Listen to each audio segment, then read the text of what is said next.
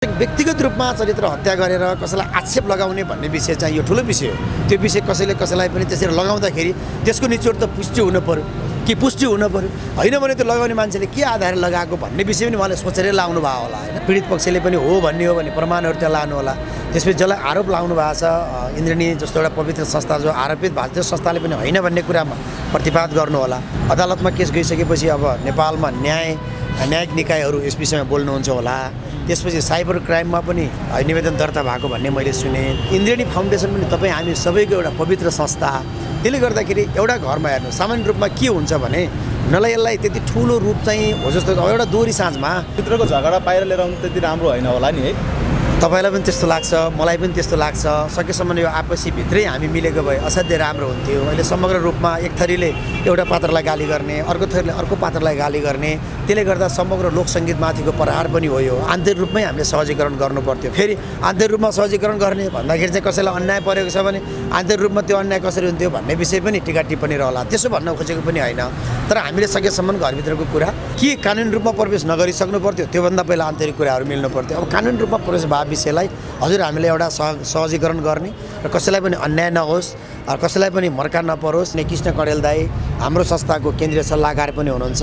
हाम्रो कार्यकालमा उहाँ प्रदेश नम्बर 5 को चाहिँ संयोजक पनि हुनुहुन्थ्यो। रोगीलाई निरोगी बनाउँदै खुसी बाँड्दैछ वैदिक आयुर्वेद सेवा प्रणाली। वैदिक आयुर्वेद सेवा प्रणालीमा हाड जोर्नी तथा हाड कम्मर दुख्ने पूर्ण निको बनाउन सम्भव छ। चन्द्र दाई स्वागत छ सम्पूर्ण मिडियामा। धेरै धेरै धन्यवाद छ। कार्यक्रम हेरेर बसिरहनु भएका सम्पूर्ण आदरणीय दर्शक महानुभावहरूलाई म हार्दिक नमस्कार टक्राउँछु, स्वीकार दिनु। विशेष त यति बेला राष्ट्रिय लोकदोरी प्रतिष्ठानले आयोजना गरेको 7औं राष्ट्रिय रनिङ सिल प्रतियोगिताको चर्चा निकै चुलिरहेको छ। कार्यक्रम सबै भव्य रूपमा समापन गर्नुभयो। कार्यक्रमबाट कस्तो अपेक्षा गर्नुभएको थियो, प्रतियोगीहरूबाट जुन विजय हासिल गर्नुभयो, कस्ता रनिङ सिल जित्ने प्रतियोगीबाट के आशा गर्नुभएको, थोरै कार्यक्रमको बारेमा कुराकानी गरौँ न सुरु। राष्ट्रिय लोकदोरी दोहोरी प्रतिष्ठान नेपालले 2070 सालदेखि म यो संस्थाको अध्यक्ष रहँदाखेरि त्यो कार्यकालमा यसलाई चाहिँ निरन्तरता एउटा रनिङ सिल कम्तीमा पनि वर्षमा एउटा दोहोरी कलाकारहरू हाम्रो विधानमै पनि के छ भने लोकदोहोरी कलाकार उत्पादन गर्ने, लोकदोहोरी गीतको संरक्षण गर्ने, सम्वर्धन गर्ने, प्रवर्धन गर्ने भन्ने हाम्रो उद्देश्यभित्र चाहिँ यसलाई चाहिँ वर्षमा एउटा कार्यक्रम कम्तीमा एउटा राष्ट्रिय स्तरकै कार्यक्रम गरेर नयाँ नयाँ प्रतिभाहरूलाई उजागर गरौँ। नयाँ नयाँ प्रतिभाहरू दोहोरी गाउने पूर्व मेचीदेखि पश्चिम महाकालीसम्मका भाइ बहिनीहरूलाई भाग लिने वातावरण सिर्जना गरौँ भनेर आजभन्दा करिब 10 वर्ष अगाडि यसको चाहिँ हामीले सुरुवात गरेका थियौँ। कोभिडको कारणले हामीले 2वटा संस्करणहरू गर्न पाएनौँ र यो 7औं संस्करणसम्म आइपुग्दाखेरि हाम्रो अपेक्षा त्यही हो। यसपटक हामीले प्रतिष्ठानबाट मात्रै सहभागिता गरायौँ। तपाईँ प्रत्यक्ष रूपमा थुप्रै दर्शक महानुभावहरू देख्नुभयो। जुम्लाबाट, हुम्लाबाट, कञ्चनपुरबाट, ओखलढुङ्गाबाट, सोलुखुम्बुबाट हाम्रा प्रतिस्पर्धीहरू आउनुभयो। समग्र रूपमा हाम्रो उद्देश्य नै के रहन्छ भने हिजो अग्रज दाईहरूले गाउने दोहोरीभन्दा हामीले गाउँदा दोहोरी अलिकति परिमार्जित भएको थियो। हामीले गाइसक्नुभन्दा अहिले गाउने दोहोरीहरू धेरै परिमार्जित र धेरै उत्कृष्ट भाइ बहिनीहरू आउनु भएको छ। म प्रथम हुने, द्वितीय हुने, तृतीय हुने, उत्कृष्ट हुने सबै समूहलाई, सान्त्वना हुने सबै समूह भाइ बहिनीहरूलाई साङ्गीतिक जीवनको म शुभकामना। विजेता उपविजेताबाट चाहिँ कस्तो अपेक्षा छ तपाईँहरूको? विजेता हाम्रो कोटेश्वर बानेश्वर समितिको टिम विजेता भयो। उपविजेता हाम्रो बागलुङको टिम रह्यो। त्यसै गरी हाम्रो अनामनगर समिति अनि त्यसै गरी हाम्रो जापान शाखा 4वटा समूह, कोरिया शाखा दोस्रो रहनुभयो। अनि बागलुङको गायक उत्कृष्ट रहनुभयो। अनि त्यो सुन्दारा समितिबाट गाउने टिमको बहिनी उत्कृष्ट गायिका हुनुभयो। समग्र रूपमा मलाई चाहिँ के लाग्छ भने अब तपाईँ हिजो दोहोरीको रनिङ सिलबाट आएका रविन लामिछानेहरू, अस्मिता डल्लाकोटीहरू आज लोकदोहोरीको क्षेत्रमा उहाँहरूको स्थापित नाम छ। चाहे जीवन सिग्देलहरू हुन्, चाहे राजु केसीहरू हुन्, थुप्रै कलाकारहरू लोकदोहोरी क्षेत्रमा अहिले स्थापित नाम छ। हामी आशावादी छौँ अहिलेका भाइ बहिनीहरू जसले यो रनिङ सिल चुम्नु भएको छ उहाँहरूको पनि नेपाली लोकदोहोरीको क्षेत्रमा भोलिका दिनमा निर्णायक हुनुहुनेछ। भोलिका दिनमा उहाँहरू नै लोकसङ्गीतलाई डोराउनुहुनेछ र प्रतियोगिताको असली रूपमा प्रतियोगिताको एउटा इतिहासमा उहाँहरूको नाम चाहिँ सुनौलो अक्षरले लेखिएको छ। हामीले आश गर्ने कस्तो भने उहाँहरूले अब प्रतियोगितालाई जोगाइराख्नलाई उहाँहरू पनि यो क्षेत्रमा होमिनुहुनेछ भन्ने चाहिँ एउटा अपेक्षा छ। जसरी मैले अघि नाम लिएका भाइ बहिनीहरू होमिनु भएको छ त्यस्तै जस्तो पहिला चाहिँ पुराना भाकाहरूमा दोहोरी सुनिने गरिन्थ्यो। यो पालिवाला चाहिँ तपाईँहरूले नयाँ भाकालाई पनि समावेश गर्नुभयो होइन? हामीलाई कतिपय कुरा दोहोरीमा अलिकति कस्तो छ भने विभिन्न टिका टिप्पणी पनि पाइन्छन्। हामी दोहोरीमा असाध्यै खुला हृदयले छलिकै छाती फ्राकिलो पारेर हामी हिजोका दिनदेखि आजसम्म आइरहेका छौँ। तर अब त्यसो गर्न नहुने रहेछ भन्ने कुरा हामीलाई भान भएको जस्तो मानौँ। हजुरलाई के हो भने दोहोरी भन्ने बित्तिकै प्रतियोगितामा गाउने भाइ बहिनीहरूको त्यस्तो धेरै साधना गरेको अब सारेगमहरू 8-10 वर्ष चाहिँ सङ्गीत सिकेको स्वर हुँदैन, अथवा सङ्गीत सिकेका साधना 8-10 वर्ष सिकेका प्रायः जसो हुन त हुनुहुन्छ कोही कोही, तर प्रतियोगितामा आउनुहुन्न। त्यो नहुँदाखेरि के हुने रहेछ भने सबैले सजिलो भाका छान्ने, जस्तो अत्यधिक रूपमा छिनको छिनैमा, अत्यधिक रूपमा झिमझिम सानो, अत्यधिक रूपमा पुरानै भाका छान्ने परम्परा चाहिँ अलिकति छ। सरी हत्तेरिका र थियो। र यसचोटिबाट हामीले अलिकति के लाग्यो भने होइन, तपाईँहरूको मात्रै भाका चाहिँ गाउने होइन, अब हामीले दिएको भाका पनि गाउनु पऱ्यो। जस्तो अहिले केही अब झ्यालमा पर्दा छ, अनि त्यस पछाडि चाहिँ हजुरको माली गाईलाई बाटेको दामला जस्ता त्यो पाटो गऱ्यो। त्यो गर्दाखेरि प्रतियोगिताहरू अत्यन्तै उत्कृष्ट पनि भए, अत्यन्तै सोचे जस्ता पनि भए, दर्शकहरूले पनि त्यसलाई रुचाइदिनु भयो। र अब हामीलाई एउटा तपाईँले ठ्याक्कै प्रश्न गरिहाल्नुभयो। अब दोहोरी गीत प्रतिष्ठानले नै हो यसको नीति बनाउने पनि, दोहोरी गीत प्रतिष्ठानले नै यसको नियम बनाउने पनि। अब हामीले अर्को प्रतियोगिता गर्दा चाहिँ हामीले के चाहिँ जमर्को गरेका छौँ भने भाका चाहिँ हामीले पहिल्यै दिने, त्यहाँ गएर छान्ने भन्दा पनि कम्तीमा तिमीहरूले यो 10वटा चलेका अहिलेको उत्कृष्ट भाकामा दोहोरी गाउनुपर्ने छ भनेर हामीले पहिल्यै पत्र पठाउँदै अब हामीले त्यो नियम चाहिँ एउटा लागू गर्नुपर्छ कि भन्ने चाहिँ हामीलाई ठुलो एउटा जमर्को र मनन चाहिँ भएको छ। पक्कै पनि आदरणीय अध्यक्ष रिता थापाको पहलमा यो काम चाहिँ होला पनि जस्तो पनि लाग्छ मलाई। जस्तो कार्यक्रमको टाइटल स्पोन्सर रहेको इन्द्रेणी जुन रनिङ सिलमा एक दिन पनि नदेखिँदाखेरि धेरैको मनमा प्रश्न उठेको थियो क्या, जसले यो कार्यक्रमको टाइटल स्पोन्सर गर्यो उनी कार्यक्रममा सहभागी भएन अथवा कृष्ण कणेल र उहाँको टिम कार्यक्रममा नआउनुको कारण चाहिँ के थियो दाइ? अब सबभन्दा पहिला हजुरलाई म के जानकारी गराउँछु भने टाइटल स्पोन्सर अनि टाइटल चाहिँ प्रायोजक भने जसरी हामी चाहिँ त्यहाँबाट रकम लिने अथवा त्यहाँबाट चाहिँ यति लाख रुपियाँ पैसा आउने उति लाख रुपियाँ पैसा आउने भन्ने भन्दा पनि राष्ट्रिय लोकतन्त्र दोहोरी प्रतिष्ठान नेपाल र इन्द्रेणी फाउन्डेसन, इन्द्रेणी सांस्कृतिक समाजको बिचमा विगत लामो समयदेखि एक खालको सहकार्य हुँदै आएको छ। त्यसका चाहिँ संस्थापक आदरणीय कृष्ण कणेल दाई हाम्रो संस्थाको केन्द्रीय सल्लाहकार पनि हुनुहुन्छ। हाम्रो कार्यकालमा उहाँ प्रदेश नम्बर 5 को चाहिँ संयोजक पनि हुनुहुन्थ्यो, केन्द्रीय सदस्य पनि हुनुहुन्थ्यो, उपत्यका समन्वय समितिको उहाँ चाहिँ संस्थापक अध्यक्ष पनि हुनुहुन्छ। त्यसले गर्दाखेरि इन्द्रेणीसँग दोहोरी प्रतिष्ठानको एक खालको सहकार्य चाहिँ छ, सुरुदेखि पनि छ। योभन्दा अगाडि रमेश विजीको कार्यकालमा हामीले गर्दा पनि इन्द्रेणीले हामीलाई ठुलो सहयोग गर्नुभएको थियो। त्योभन्दा अगाडि मेरै कार्यकालमा पनि इन्द्रेणीले पुरस्कार प्रायोजन गर्नुभएको थियो।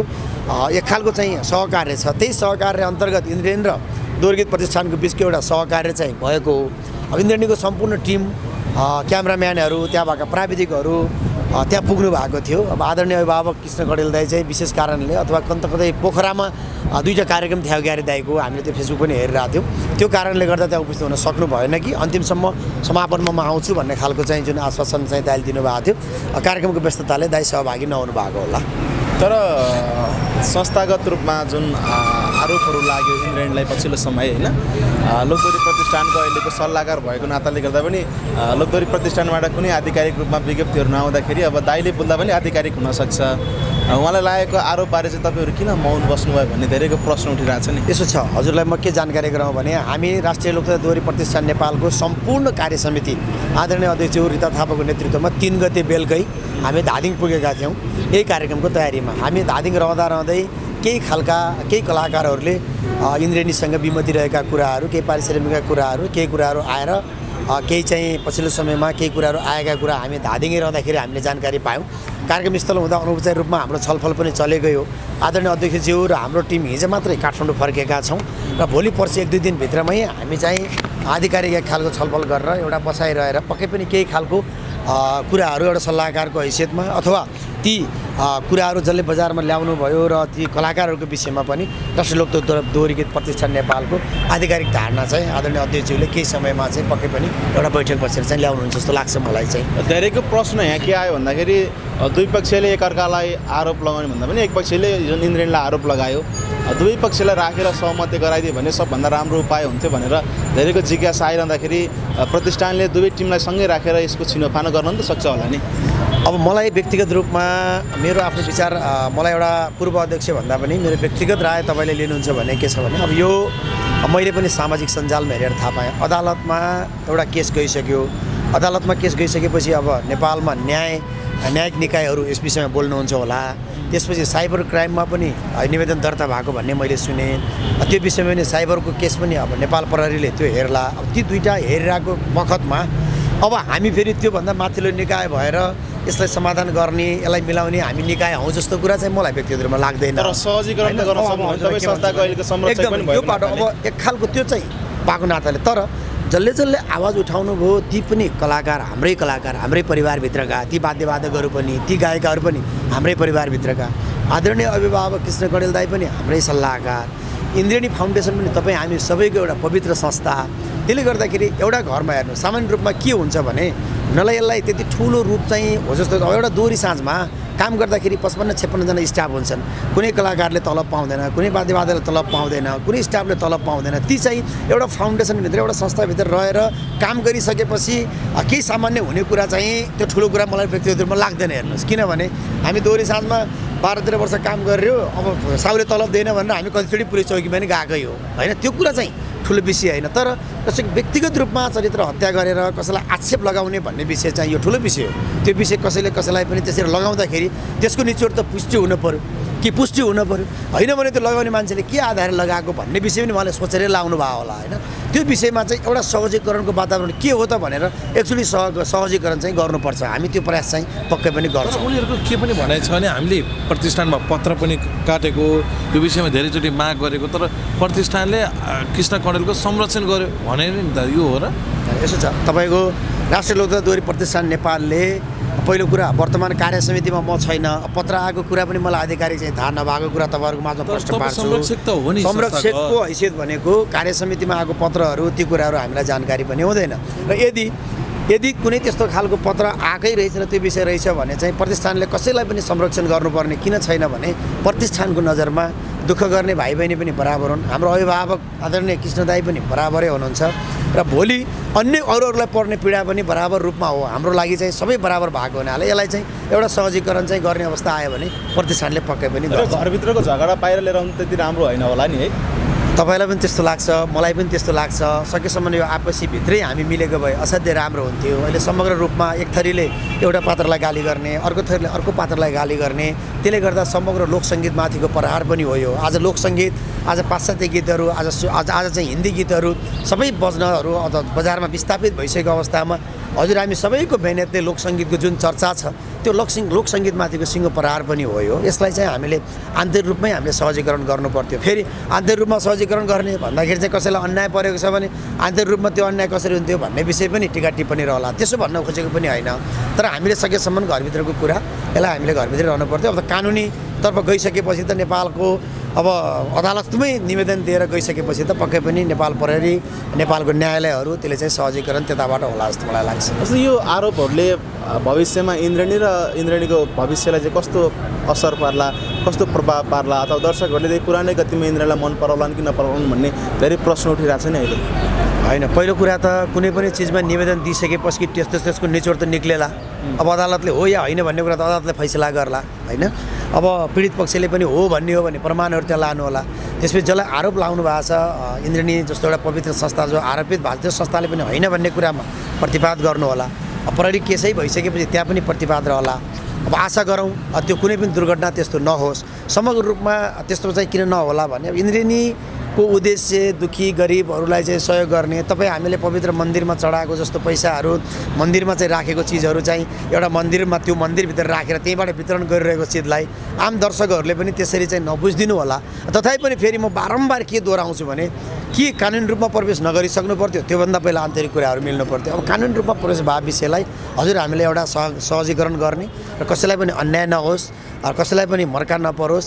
त्यो पाटो आरोप पनि त्यत्तिकै होइन। व्यक्तिमा तपाईँको एउटा बाटाबाट हिँड्दै गर्दाखेरि बाटामा हिँडिरहेका मान्छेलाई त्यत्तिकै आरोप लाउनु पनि भएन होइन। ती चिजहरू त्यसरी मिडियामा आइसकेपछि उहाँहरूको भाव चाहिँ के कारणले आएको त्यसलाई चाहिँ सहजीकरण गर्नुपर्छ जस्तो लाग्छ। यस्तो कुराहरू उठिरहँदा तपाईँसँग कृष्ण दाईसँग कतिको भेट भयो अथवा यो बारेमा कुरा भएको भयो नि तपाईँको? अनि इन्द्रेणी फाउन्डेसनको म एउटा इन्द्रेणी फाउन्डेसनभित्र म गइरहने र त्यहाँ रहिरहने त्यहाँको एउटा मेम्बरै भनौँ न त्यो पाटो भएको नाताले अनि दोहोरी प्रतिष्ठानको केन्द्रीय सल्लाहकार पनि आदरणीय अभिभावक भएको नाताले मैले दाइसँग एक्चुअली सम्पर्क पनि गरेको थिएँ। दाइ यो पछिल्लो विषय के हो यताउता भन्ने कारणले पनि र ती भाइ बहिनीहरू पनि केही खालको सम्पर्कमै एक खालको वातावरण चाहिँ त्यस्तो प्रत्यक्ष रूपमा दोहोरो कुराकानी चाहिँ मेरो भएको छैन र सबै कार्यक्रममा व्यस्त, उहाँहरूको आफ्नो व्यस्त भएको नाताले हामी धादिङमा व्यस्त भइयो। त्यसले गर्दा हाम्रो सम्पर्क चाहिँ अहिले भएको छैन ठ्याक्कै भन्नुपर्दा चाहिँ। कुराकानी भएको छ नि त त्यसो ठ्याक्कै चाहिँ भएको छैन एकदम। अब भनेको तपाईँहरूको संस्थाले चाहिँ कस्तो भूमिका खेल्छ ल कृष्ण कणेललाई? तपाईँसँग आज अन्तर्वार्ता दिइरहँदाखेरि यदि दुवै पक्षले दोहोरगीत आज हामी भर्खर आज काठमाडौँ आइपुगेका छौँ, त्यो भव्य कार्यक्रम सम्पन्न गरेर तपाईँले मेरो स्वरबाट पनि थाहा पाइसक्नु भएको छ, धुलो धुवाँ गरेर तपाईँ हामी सँगै थियौँ। अब हामी काठमाडौँ आएका छौँ। आज यो प्रसारण हुने बेलासम्ममा अध्यक्षज्यू सम्भवतः अझै धादिङ हुनुहुन्छ। अध्यक्षज्यू पर्सि आइतबार मात्रै काठमाडौँ आउने कार्यक्रम छ। यदि दुवै पक्षलाई अब त्यो न्यायिक निकाय एउटा पाटो छँदैछ, दुवै पक्षलाई एउटा सहजीकरणको पाटोमा राष्ट्रिय लोकतन्त्र दोहोरी प्रतिष्ठान नेपालको आवश्यकता पर्यो भने दुवै समूहलाई दोहोरी प्रतिष्ठान जहिले पनि ढोका खुल्ला छ। हाम्रो अभिभावकहरू हुनुहुन्छ, पूर्व अध्यक्षहरू हुनुहुन्छ, वर्तमान कार्य समिति छ। हामी त्यो विषयमा जहिले पनि नेपाली गीत सङ्गीतमाथि प्रहार हुन हुँदैन, नेपाली लोकगीत सङ्गीतका कुनै पनि कलाकारले दुःख पाउनु हुँदैन, कुनै पनि कलाकार अपहेलित हुनु हुँदैन। कहीँ पनि चाहे दोहोरी साँझ होस्, चाहे तपाईँको यस्ता सङ्घ संस्था हुन्, चाहे रेकर्डिङ स्टुडियोका कुराहरू हुन्, चाहे अरू भाकाका कुराहरू हुन्, चाहे एउटा लय बनाएर अर्कोको नाम नलेखेका कुरा हुन्, चाहे रोयल्टीका कुरा हुन्, सबै विषयमा सामूहिक रूपमा हाम्रो धारणा आउनुपर्छ। समग्र रूपमा लोकगीत सङ्गीतलाई क्षति हुने काम चाहिँ कसैले पनि गर्नुहुन्न भन्ने मेरो व्यक्तिगत धारणा हो। कतिले त कृष्ण कणेल र इन्द्रेणीलाई सक्ने खेलको सुरुवात भयो भन्ने जस्ता कुराहरू पनि आफ्नो विचार व्यक्त गरिरहेका छन् होइन? तपाईँ चाहिँ कसरी बुझ्नुहुन्छ? त्यसो होइन, त्यसो नहोला, किनभने एउटा सत्कर्ममा लागेको संस्था हो जसले केही असहमतिहरू इन्द्रेणीसँग केही स्रष्टाहरूका असहमतिहरू चाहिँ छन् अथवा होलान्। ती कुरा पनि इन्द्रेणीले पछिल्लो समयमा निचोड गरिसक्नु भएको छ। जस्तै केही भाकाहरूका प्रयोगहरू इन्द्रेणीले अहिले सिस्टममा बसेर सिस्टमका रूपमा इन्द्रेणीले त्यसलाई लिइसक्नु भएको छ होइन? त्यसले गर्दाखेरि त्यसलाई सक्नुपर्ने, त्यसलाई चाहिँ गर्नुपर्ने कुनै पनि कलाकारको त्यस्तो पाटो चाहिँ छ जस्तो मलाई लाग्दैन। समग्र रूपमा नेपाली लोक सङ्गीतलाई, नेपाली लोकगीतलाई, नेपाली लोकदोहोरी गीतलाई प्रहार गर्ने काम कसैले पनि नगरौँ। हामीले हाम्रो घरभित्रमा एउटाले हाम्रै क्षेत्रलाई प्रहार गर्दाखेरि अर्को क्षेत्रले अथवा अरू परका मान्छेहरूले हामीमाथि नै प्रहार भएको अनुभूति हुन्छ।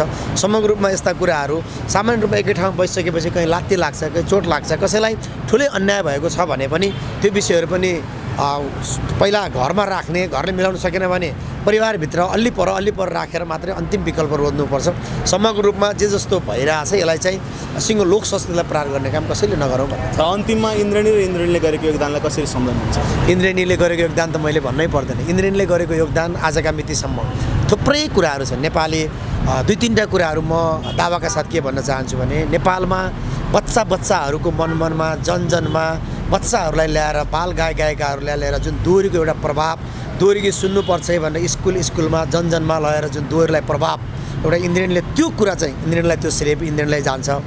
दिन दुखीहरूलाई सहयोग गर्ने कुरा मैले भनिरहनु पर्दैन। इन्द्रेणी एउटा फाउन्डेसन हो। कृष्ण कणेल दाइले विगत 20 वर्षदेखि निरन्तर रूपमा त्यो सहयोग गरिरहनु भएको छ। केही कलाकारहरूका सिर्जनाहरूका विषयमा केही खालका विमतिहरू थिए, त्यो कुरा पनि इन्द्रेणीले गत 1 वर्षदेखि त्यसलाई व्यवस्थापन गरेर इन्द्रेणीले त्यो सम्पूर्ण भाकाहरू पनि अहिले स्रष्टाहरूको अनुमति लिएर भाकाहरू प्रयोग गर्दै आइरहेको छ। हामीले त्यो कुरा इन्द्रेणीलाई सुझाव दिएका थियौँ 1-2 वर्ष अगाडि। इन्द्रेणीले त्यो भाकाहरू पनि स्रष्टाका भाकाहरू पनि अहिले सहमतिमै इन्द्रेणीमा भाका प्रयोग भइरहेका छन्। सबै किसिमले इन्द्रेणीले कलाकार उत्पादन गरेका कुराहरू, इन्द्रेणीको बारेमा त मैले देश विदेशमा इन्द्रेणीको चर्चा र आज गरेका सत्कर्महरू, देशै यस्तो अवस्थामा जता गयो देशमा पीडा मिटर ब्याजका कुरा, मान्छे भोक मारेका कुरा, आत्महत्या गरेका कुरा, अस्पतालमा गयो उपचार छैन, बाटाघाटा धुलो छ, तपाईँको जताकतै व्यथिति भइरहेको बेलामा एउटा सामान्य संस्थाले एउटा नागरिकलाई र कलाकारलाई गरेको योगदान त अपरिहार्य छ। धेरैले कृष्ण कणेललाई रियल भगवानको उपमा दिएछन् नि, तपाईँलाई चाहिँ कस्तो लाग्छ? होइन, त्यो विषय यस्तो छ। अब म कुनै ठाउँमा म बिरामी भएँ, मेरो उपचार कसैले गर्यो भने मैले उसलाई भगवान मान्ने अथवा प्रेरणा मान्ने, म कलाकारितामा लाएँ, मलाई कसैले अवसर दियो, मैले प्रेरणाको स्रोत मान्ने होइन। जसले इन्द्रेणीलाई चाहिँ इन्द्रेणीले जसको ज्यान जोगाएको छ उसो त मान्न पर्यो होइन। जसले इन्द्रेणीले आजसम्म चाहिँ कल्याण गरेको छ, इन्द्रेणीले जे खालको वातावरण गरेको छ त्यसलाई त इन्द्रेणी टिमलाई समग्र रूपमा, इन्द्रेणी मात्र एउटा इन्द्रेणी किसन दाइ भनेर समग्र टिम, किसन दाइ सँगसँगै दौडिँदा त्यहाँ एउटा चालक पनि दौड्या हुन्छ, क्यामेराम्यान पनि दौड्या हुन्छ, वाद्यवादक त्यहाँ कृष्ण गुरुङ दाईहरू, जुजु गुरुङ दाईहरू, कृष्ण गन्धर्व दाईहरू, थुप्रो कलाकारहरू त्यहाँ चाहिँ त्यत्रो कलाकारहरू, त्यो समग्र टिमलाई म धेरै धेरै धन्यवाद दिन चाहन्छु।